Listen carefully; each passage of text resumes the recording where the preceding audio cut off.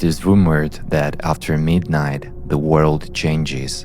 The boundaries between reality and something else become thin. This story happened a year ago. My best friend Leo and I were celebrating his 16th birthday. We spent the whole day in the city. Pizza, arcades, movie. Time flew by. We lived out in the suburbs, 100 miles away from the city, and we had to catch the last train home. We sprinted onto the platform of the central station at 5 minutes to midnight. The station was almost completely empty, just the echo of our footsteps bouncing off the marble walls. The digital board glowed with our train, Route 113, departure at 12 a.m. The train was already waiting at the platform. It was an old, weathered commuter train. The doors hissed open and we stepped inside. We collapsed into the seats, our faces happy but exhausted. There were a couple of minutes left before departure and I looked around. The car looked normal, but something felt off. The fluorescent lighting was too bright, almost sterile, like a hospital. It had a low, monotonous humming sound. Right above the door, there was a metal plate with a stamped number, Car 113. Besides Leo and me, there were only 2 other people in the car. They were sitting near the very front, an elderly man in an old gray coat and a middle-aged woman sitting next to him. I noticed them because they were sitting unnaturally straight. They weren't reading newspapers or looking at their phones. They were just staring straight ahead at the empty wall. In all of the time we waited for departure, I didn't see them blink or shift their weight once. There was a strange coldness radiating from them, but I just brushed it off, blaming my own exhaustion. At exactly midnight, the doors slid shut. The train lurched forward and glided smoothly into the night.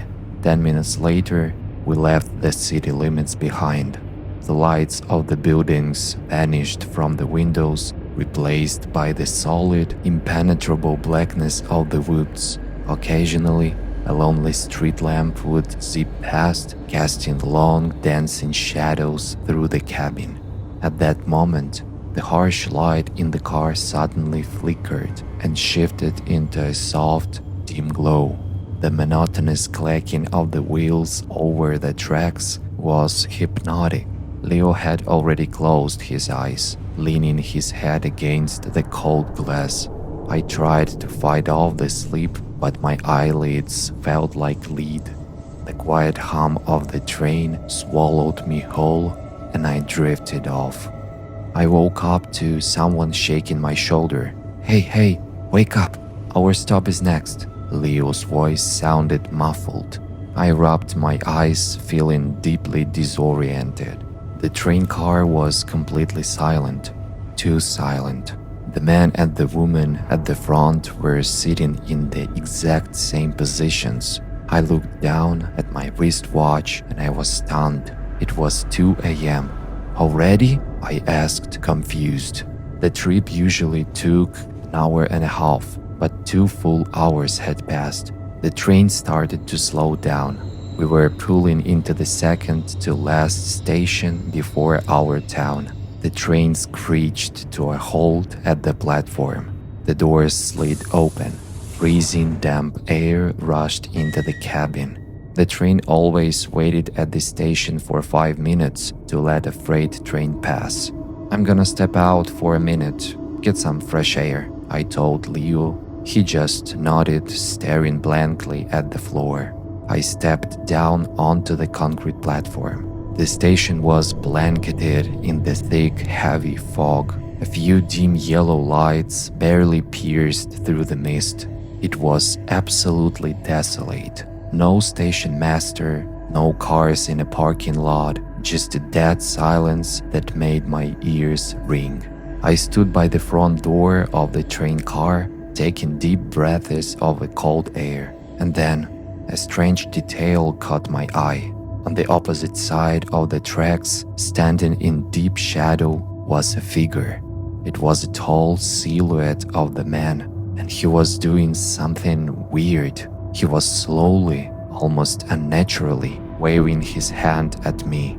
Curiosity overpowered my fear. I took a few steps forward, squinting through the fog, trying to make out his face. The closer I got, the more my stomach tied itself into knots. Suddenly, the man stopped waving. He lowered his arm, and then he started to laugh. It wasn't a normal laugh. It was a dry, grating sound, like metal scraping against metal. An eerie, maniacal laughter that echoed across the empty station. Then, he raised a hand with long, thin fingers and pointed right behind me, at the train. At first, I didn't understand what he meant, but the laughter grew louder, filling my head. In a state of panic, I spun around, and I froze in absolute shock. I almost fell to my knees. The train was gone. The massive, multi-ton metal train simply wasn't there. The tracks were completely empty. There was no sound of doors closing, no horn, no clacking of wheels. The train had vanished into the fog in absolute silence, as if it had evaporated into thin air. I spun back around. The silhouette of the laughing man was gone too. I was left completely alone in the freezing void. Panic consumed me. I sprinted toward the old terminal building, pounding on the locked doors, trying to find anyone. Finally, I found the night watchman in a security booth. I hysterically started asking him about Route 113, begging him to contact the dispatcher, screaming that my best friend was still on that train. The watchman looked at me like I was insane. The color drained from his face. What he told me next, I will never forget for the rest of my life. "Son," he said, his voice trembling, "Route 113 isn't running tonight. The tracks are closed." I didn't believe him.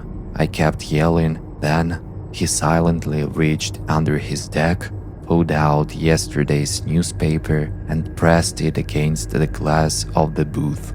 The massive headline read, "Tragic derailment of Express Route 113. 2 days ago, that exact train had derailed at full speed, plunging off a bridge into a gorge." My eyes scanned the text. My breathing stopped. The article stated that there were no survivors. Among the officially identified fatalities were an elderly man, a middle-aged woman, and a 16-year-old boy named Leo. A year has passed, but I still wake up in a cold sweat. I am tormented by questions that have no answers. How did I even get to that station? If Leo died 2 days prior, who was I walking around the city with all day? And the most terrifying thought of all, who was sitting next to me in the train car? My best friend? Or something else? Something that took his shape to take me with it? And if I hadn't stepped out onto the platform for fresh air, where would the train have finally taken me?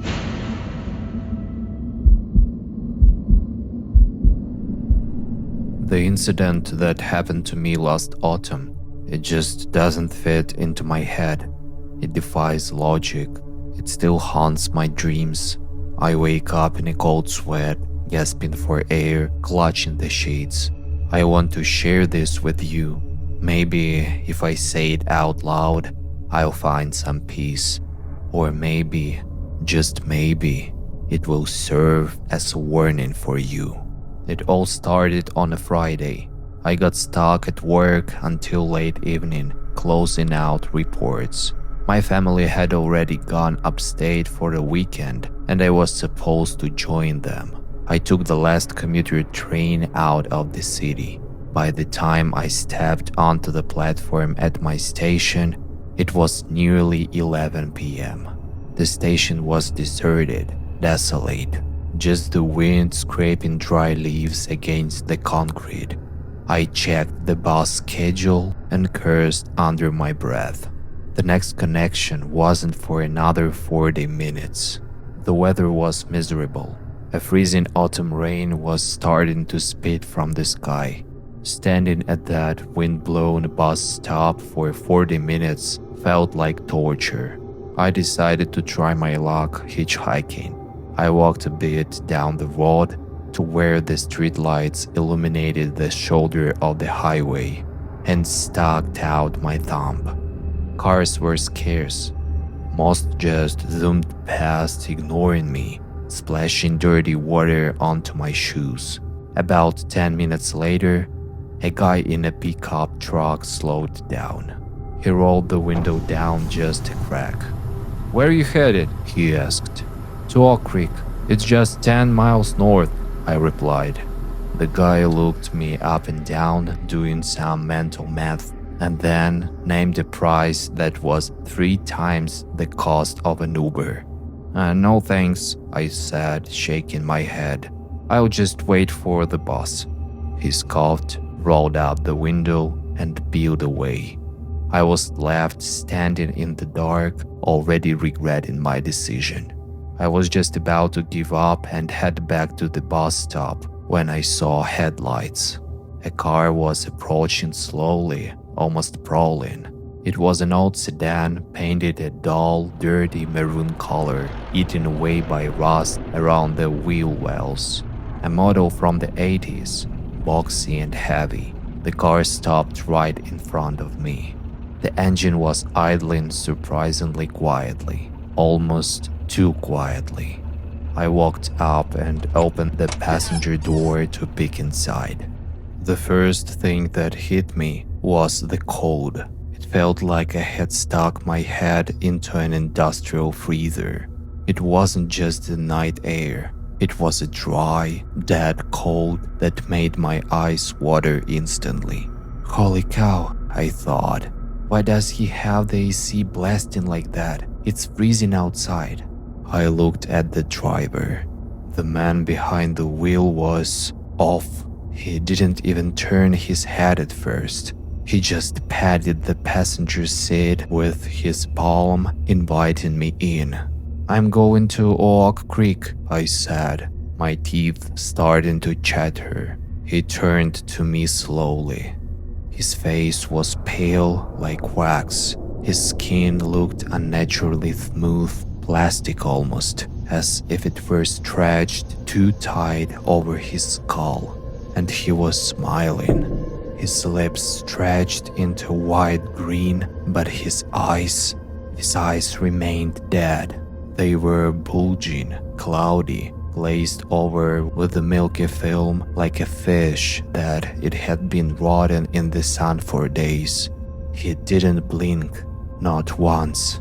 Finally, he spoke. His voice was hollow, flat, as if coming from the bottom of a well. "I won't make it all the way," he said. "I'll stop about a mile short. You'll walk the rest, if you can." The phrasing was weird, and that smile, it didn't leave his face. It looked like someone was pulling the corners of his mouth with invisible strings. He's drunk, I thought, or high on something. My survival instinct started screaming like a siren in my head. "You know what? I changed my mind," I said, backing away, trying to close the door. But he suddenly lunged toward me. He grabbed the handle from the inside and held the door open. "Get in," he hissed. The smile widened, exposing too many teeth. "I won't charge you. What are you scared of?" The streetlight above us flickered, illuminating his hand gripping the door handle. I froze. His fingers, they didn't move like a living person's. They were gray, with bluish fingernails locked in rigid, claw-like position. It looked like the hand of a mannequin or a corpse. A wave of a primal animalistic terror washed over me. The smell from the cabin finally hit my nose, a mixture of a stale air, mildew, and wet earth. I yanked the door, ripping it from his grip, slammed it shut, and ran. I sprinted back to the bus stop without looking back. I could swear I heard tires crunching on gravel behind me. I practically crashed into the group of people waiting for the bus. Only then did I catch my breath and turn around. The road was empty. The car was gone. Oh, he left, thank God, I exhaled. My heart was pounding in my throat. I tried to rationalize it. Just a weird guy. Maybe he was sick. Maybe he had a skin condition and he blasted the AC because he was drunk and overheating. I probably looked like an idiot running away like that. The bus was another half hour late. When we finally got moving, I sat by the window staring into the darkness. We were almost at Oak Creek, just a short distance from the home, when the bus started to slow down. Ahead, blue and red lights were flashing against the trees. An accident. Despite my exhaustion, a sinking feeling in my gut made me get off the bus one stop early. I walked toward the police barricade. There was an ambulance and a tow truck. I walked closer and I felt the ground drop out from under me. It was that car, the same old rusted maroon sedan, only now it was a mangled pile of twisted metal wrapped violently around a thick concrete utility pole. The front end was completely destroyed. I asked the paramedic walking by, "Did the driver make it?" The medic shook his head wearily. "Not a chance. Died on impact. It happened a while ago, but someone only called it in now." I started shaking uncontrollably. I remembered that cold in that cabin, the cold of a grave. I looked up and saw a green road sign illuminated by a tow truck's headlights. Oak Creek, 1 mile. That hollow, dead voice echoed in my mind. "I won't make it all the way. I'll stop about a mile short. You walk the rest, if you can." He knew. He was already dead when he stopped for me. He was just replaying his death over and over again. I doubt I'd have been able to walk the rest if I had gotten in, I thought. I don't know what saved me. A sixth sense, a guardian angel, or did the ghost himself warn me? I don't know, but I still dream of that car. In the dream, I get in. We're driving. He's smiling that horrible wax smile, and then the world flips upside down and we fall into the abyss. And I wake up in a cold sweat, grateful that on that night I decided to wait for the boss.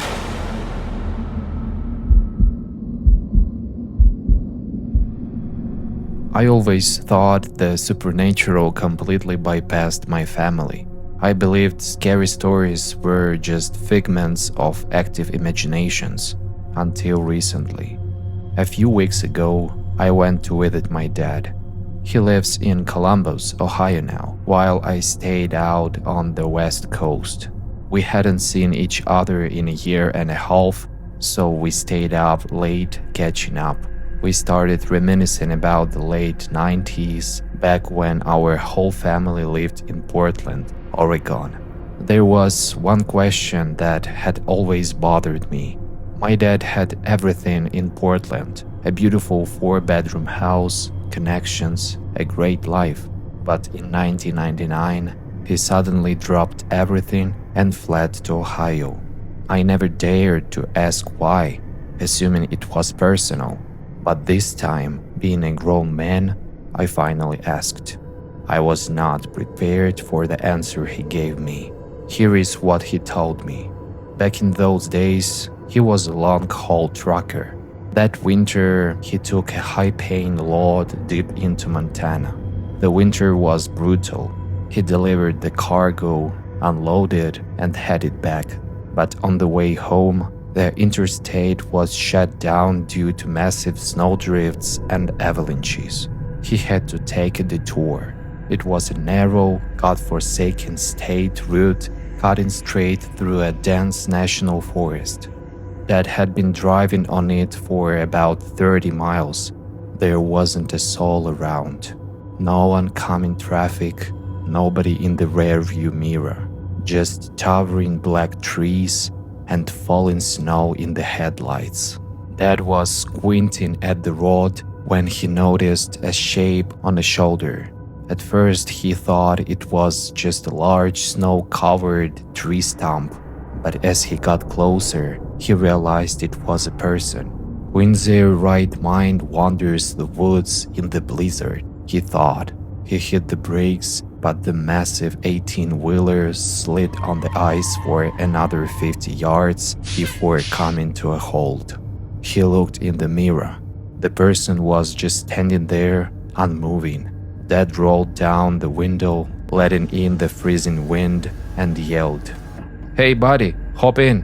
I'll give you a ride. You gonna freeze." The figure turned slowly and began walking toward the truck at a leisurely pace. Dad said his instinct kicked in before his eyes did. Something was fundamentally wrong. The guy was dressed completely inappropriately for the weather. A gray hoodie, jeans, and a Converse sneakers. It was sub-zero outside. When the stranger stepped up to the cab window, the interior light hit his face. Dad's breath caught in his throat. The guy's eyes were inhuman. They were massive, 3 times larger than normal eyes, pitch black with no whites, and his mouth. His upper teeth looked like jagged needles protruding unnaturally over his lower lip. Dad instantly rolled up the window, slammed the truck into gear, and floored the gas pedal. The massive diesel engine roared, and the truck lurched forward. He checked the side mirror, expecting to see the figure shrinking in the distance, but the guy was running behind him. Dad accelerated the truck to 45 miles per hour on an icy road. It was suicide, but the creature kept pace. It was running with impossible speed, its movements a blur. Then, another figure burst out from the tree line. Then another. Soon, 5 of these things were chasing the multi-ton truck, running alongside the trailer in absolute silence. My dad was terrified. He was a tough, grown man, but he said tears were streaming down his face from pure animalistic dread. He pushed the truck to its limits, praying he wouldn't slide into the ditch. He doesn't even remember how he made it out of these woods. The creatures only fell back when the flickering lights of a rundown, isolated truck stop appeared ahead. Dad flew into a parking lot, killed the engine, and ran inside. He bought a coffee, downed it, and with a shaking voice told the owner everything. The old man just chuckled. He said it was highway hypnosis, playing tricks with the shadows and exhaustion. Sleep it off in your cab, buddy. Your mind is just playing tricks on you. Dad paid for parking, locked the truck doors from the inside, and crawled into a sleeper cab in the back. He woke up a few hours later, needing to use the restroom. It was pitch black outside, and the blizzard has worsened. To see anything and make a run for the building, he climbed into a driver's seat, turned the ignition key, and flipped on the headlights. Then, he hit the windshield wipers to push away the thick layer of snow. The sweep of the wipers revealed a sight that made his heart stop. They were there. Standing in the glare of the high beams were the exact same creatures, but now There were at least 10 of them. They were lined up in a perfect semicircle right in front of the truck's grill, and all of them were staring directly at him. Their giant pitch-black eyes absorbed the light, reflecting nothing. Deadlocked eyes with the one standing in the center. From the corner of its mouth, dripping slowly down its cheek, was a thick trail of dark blood. Pure panic took over. Dad slammed his fist onto the steering wheel. The truck's massive air horn shattered the night silence. The deafening roar startled the creatures. They flinched and scattered chaotically, vanishing into the darkness of the storm. Dad didn't wait. He slammed it into gear and tore out of the gas station lot as fast as the truck would move. The most terrifying part, he said, was the rest of the drive. It was pitch dark, snow hammering the windshield, and absolutely nothing visible in the rearview mirrors. He had no idea if they were running behind him again in the blind spots. He drove non-stop without blinking until he saw the city lights of Portland. After that run, my dad changed. He developed severe paranoia. He would wake up multiple times a night, just standing by the window staring outside. He was terrified that those things had followed the truck all the way to the city and figured out where we lived. Almost a year passed. It was New Year's Eve 1999. In the early evening, Dad stepped out onto the balcony of our third-floor apartment to smoke a cigarette. He looked down at the street and his blood ran cold. Standing directly under the yellow glow of the streetlight were them. 3 of them. They weren't moving. They just tilted their heads back, staring straight up at him with those massive, void-like eyes.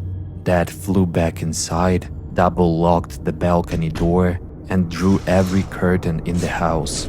He called a buddy of his and stayed on the phone with him until the sun came up, just to hear a human voice, just to feel like he wasn't alone. The very next day, he packed his bags, bought a one-way ticket, and flew to his relatives in Ohio. He sold the Portland house remotely a month later. He gave up his entire life just to be as far away from those woods as possible. Then my dad went silent, took a sip of his drink, and looked me dead in the eyes. "It's been only 20 years, he said quietly. "But you know what? Every time I drive on an empty highway at night, or just step out onto the balcony to smoke a cigarette, my chest tightens with this primal dread. I'm terrified that one day I'll look into the darkness and they'll be standing there again, that they finally found me."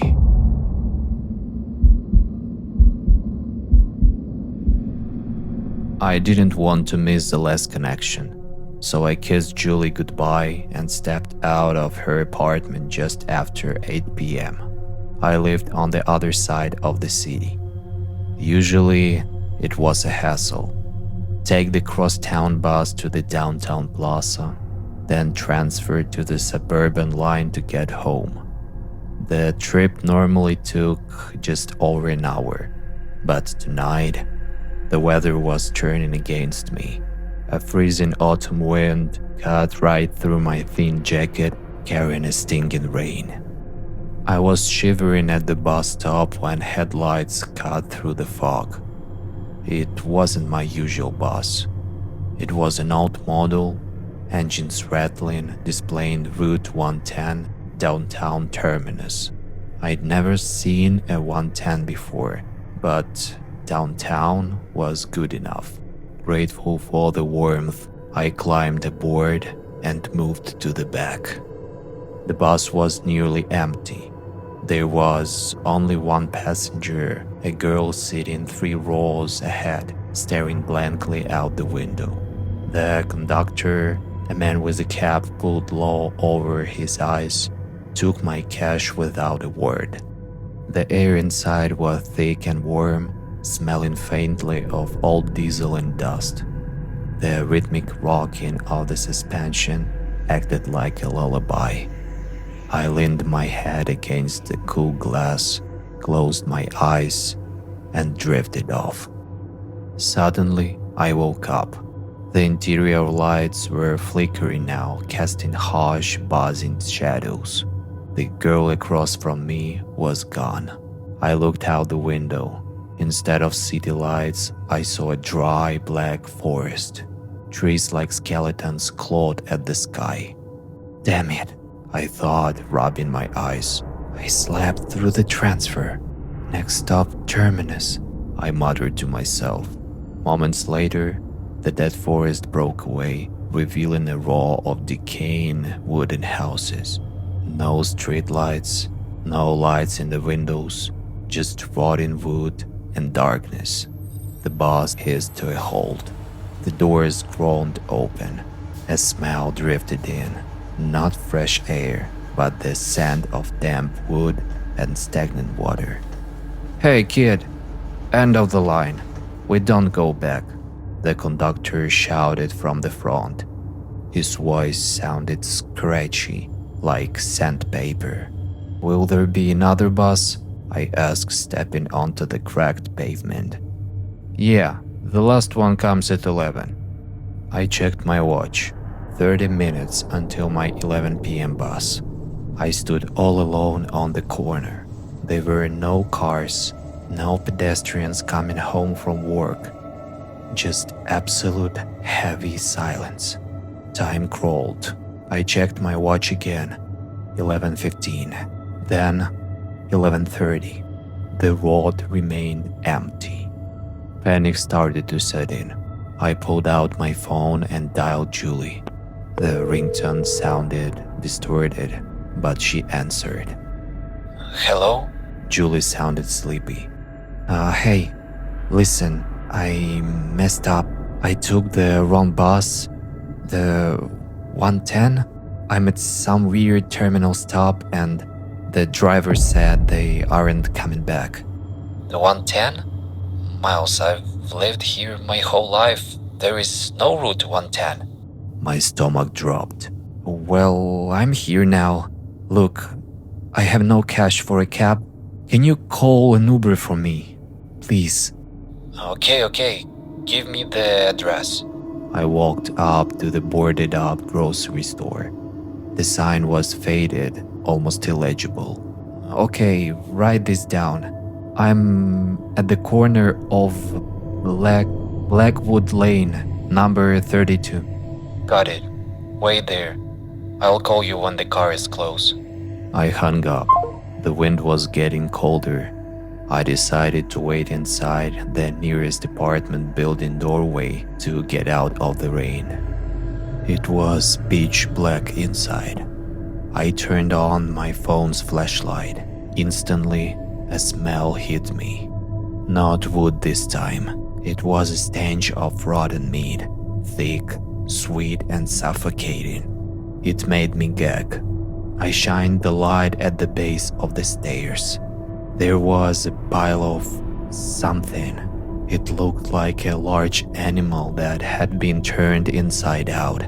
A heap of wet fur, exposed bone, and black sludge.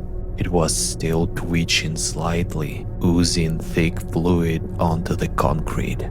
The silence was broken by a sound from upstairs.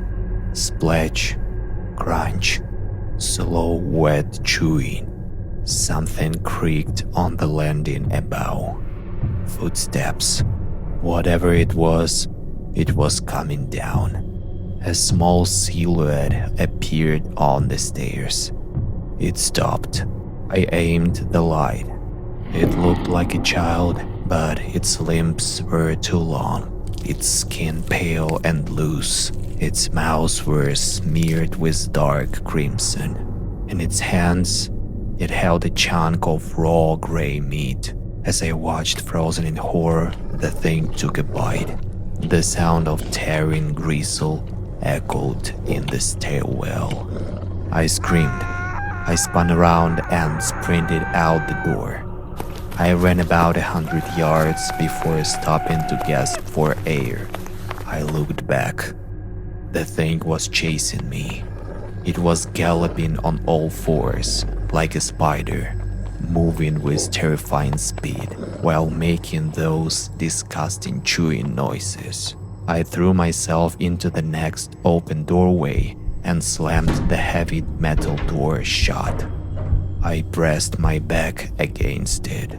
Seconds later, the handle began to jiggle violently. I stood there for minutes, shaking, listening to the creature scratch at the wooden outside. Finally, it stopped. Cautiously, I opened the door just an inch.